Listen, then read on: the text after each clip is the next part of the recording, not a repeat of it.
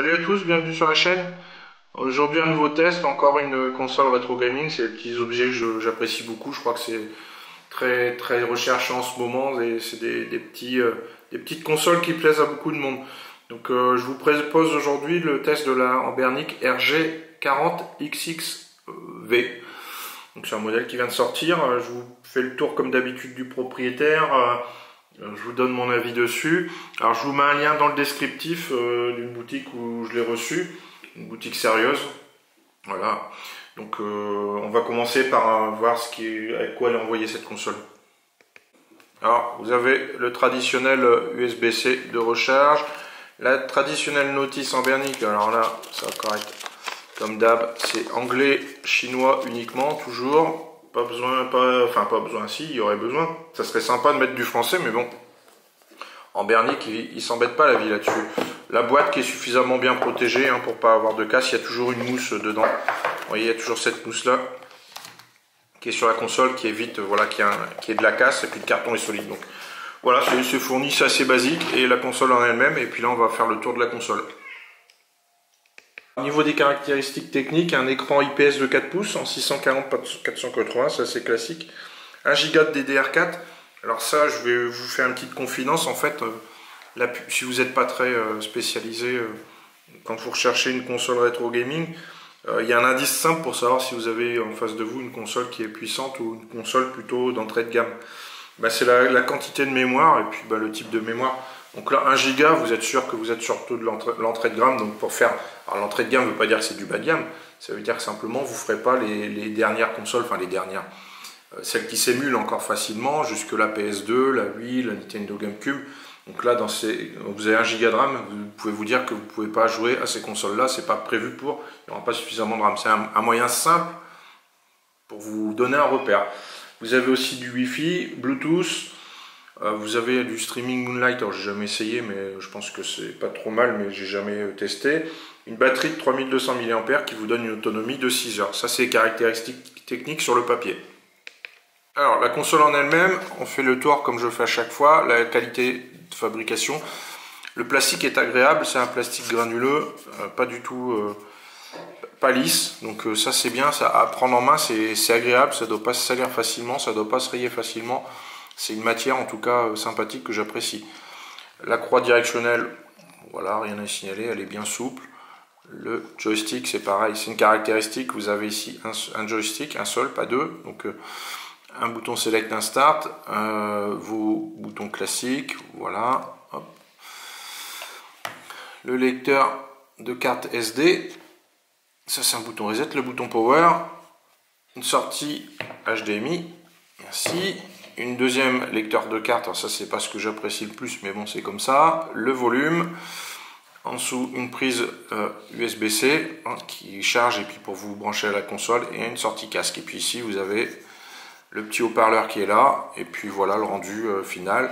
L'écran est super bien intégré, les proportions sont bonnes dans le maintien en main, pourtant j'ai des grandes mains, mais la position voilà, de jeu elle est confortable. Peut-être la croix ici un petit peu, le joystick est peut-être un petit peu bas, mais bon c'est pas dramatique, ça le fait quand même. Donc voilà, ça c'est le tour d'un point de vue physique de la console. Donc une belle finition, franchement c'est de l'entrée de gamme en termes de perf, mais en tout cas la qualité, c'est qualitatif pour moi. Là je vois pas de... Il n'y a rien qui me chiffonne sur tout ça. Alors après on va parler un petit peu du système installé dessus. Alors, je vous fais voir un peu la console d'un point de vue global. Vous voyez le RGB là, c'est très beau. Ça se désactive dans les paramètres. Moi j'aime bien, après c'est une question de goût, mais ça se désactive. Hein. Alors c'est le système Linux habituel d'Ambernic, très basique. Ici vous allez avoir le choix des cartes mémoire. Alors c'est dommage que ça ne soit pas fusionné. On vous fait voir, hop, je vais zoomer un peu sur l'écran. Vous verrez un peu mieux les consoles dispo.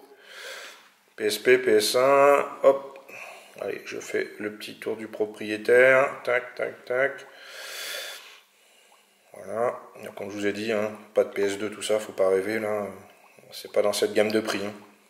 Vous n'aurez rien en dessous de... Allez, on approche des 150 € pour commencer à jouer de la PS2. Voilà, là j'ai fait le tour des jeux. Là c'est encore des jeux sous une autre forme. Voilà. C'est juste la présentation qui change. Voilà, ici quelques applications d'installer. Voilà. Tac. Vos jeux favoris, hein, vous mettrez ici. Voilà, l'historique des jeux. Si vous recherchez un jeu, ça se passe ici parce que là j'ai pris avec une carte mémoire de 256 Go bien remplie. J'aime autant vous dire qu'il y en a, il y a une tripotée de jeux incroyable. Hein. Donc la fonction recherche, elle prend tout son sens. Les paramètres, hop, voilà.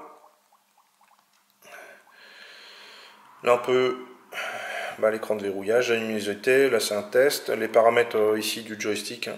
Hop, ça se règle là, la date et heure, la langue, ouais, plusieurs langues disponibles. Il y a un peu de chinois, différents types. Voilà, je vous fais, voilà, anglais, allemand, portugais. Vous pouvez régler un peu les paramètres RetroArch et quelques paramètres réseau. Ici vous allez pouvoir faire quelques petits réglages au niveau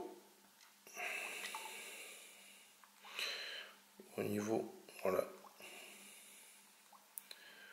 Bon, c'est assez basique hein, au niveau des menus. Là c'est pareil, redémarrer, fermer, voilà. Donc là on a fait le tour un peu du système d'exploitation. Alors moi je préfère, c'est à surveiller, mais j'aime bien mettre un OS alternatif dessus.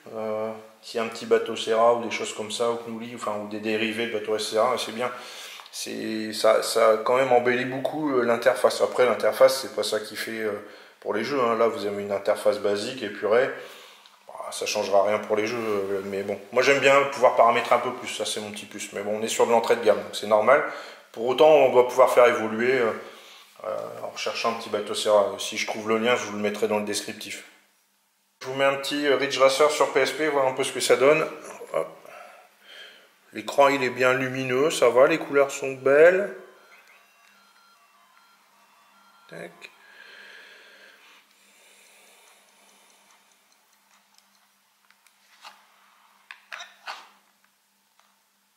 Ah bah j'ai appuyé sur un bouton qu'il fallait pas. Aïe aïe aïe. On recommence. Allez.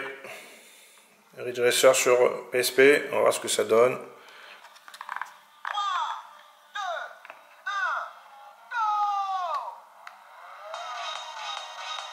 Bon, c'est correct.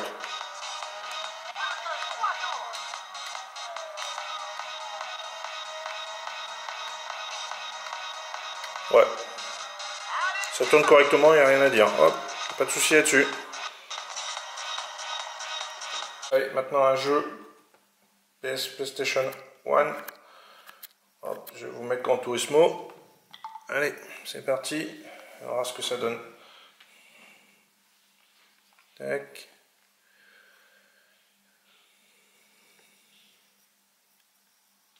Et voilà. Alors, je vous ai passé un peu l'intro pour gagner un peu de temps sur la vidéo. C'est pas intéressant. Le jeu charge. Allez, allez.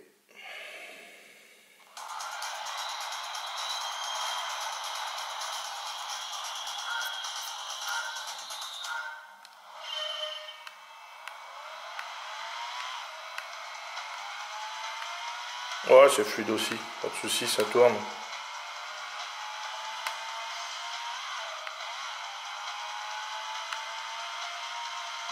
Hop. Ça tourne, pas de problème là-dessus. Voilà, bah, moi j'ai fait le tour de la console. À force, les consoles, elles se ressemblent toutes un petit peu. Le tout, c'est de savoir ce qui les démarque. Sur celle-ci, il y a une belle qualité de fabrication. Ça, c'est pas de souci. Il n'y a rien à dire là-dessus. Pour moi, c'est qualitatif. Les plastiques font pas trop plastique. Voilà, c'est qualitatif. Ce qui caractérise cette console, c'est que vous avez un seul joystick. Alors, c'est pas forcément bête, hein, un seul joystick pour jouer sur vos jeux.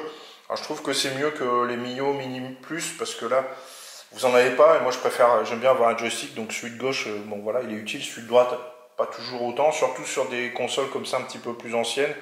Donc là, ça a du sens. C'est pas débile du tout d'avoir fait une console comme ça. Voilà. Alors, bien sûr, on est plutôt sur de l'entrée de gamme, hein. Le prix il est forcément plus léger, mais pour autant voilà, les jeux ils vont pas aller non plus jusque de la gamme cube, etc. Là-dessus je vous dis, il faut pas rêver d'avoir quelque chose, allez, vous êtes pas loin de 150 € quand même pour avoir des consoles plus performantes. Pour autant tout le reste ça va le passer sans problème, donc voilà. Si vous êtes à la recherche d'une console plutôt qualitative, mais qui sans y mettre un budget conséquent, bah voilà, moi je peux trop que vous conseiller celle-ci, surtout avec le joystick par rapport à la Mio Mini Plus, c'est quand même c'est ce qui les différencie. Alors les prix sont assez proches. Et, bon, si j'avais un choix à faire, je partirais là-dessus. Alors je sais bien qu'il y a Oignon OS sur la Mio. Pour autant, il y a quand même mieux maintenant comme système d'exploitation et je suis sûr que là-dessus, on va trouver des OS alternatifs qui vont permettre d'en profiter d'un système un peu plus sympa, un peu plus puissant. Après, chacun aime ce qu'il aime. Moi, Oignon S, j'ai bien aimé, c'était sympa, mais je trouve que maintenant, il y a un petit peu mieux. En tout cas, plus paramétrable et plus sympa. Donc voilà, on est à la fin du test. J'espère que la vidéo vous a plu. N'hésitez pas si vous avez des questions. Alors, ne me demandez pas tel ou tel jeu, hein. Je ne veux pas tester les milliers de jeux qu'il y a là-dessus. J'ai pas le temps de m'amuser à faire ça, mais là, j'ai pris des jeux un peu plus en 3D qui mangent un peu plus de puissance. On voit que ça passe sans problème. Donc voilà, il n'y a pas de raison d'avoir de problème sur des jeux moindres. Donc si ça vous a plu, n'hésitez pas à liker la vidéo, à vous abonner, pourquoi pas. Et puis à me laisser un commentaire si vous avez des questions. Moi, ça me motive tout ça à poursuivre tous mes tests, hein, parce que c'est du temps, c'est de l'argent, c'est du temps. Et voilà, je suis comme tout le monde, on n'a pas forcément toujours le temps, mais là je fais l'effort de le faire. Je fais évoluer mon matériel pour vous faire des vidéos de plus en plus sympas. On passe en 4K, des gimbals, donc voilà, n'hésitez pas à me soutenir de cette manière-là, et moi ça me convient bien, et puis voilà. Donc j'espère que ça vous a plu, et je vous dis à bientôt sur la chaîne. Ciao!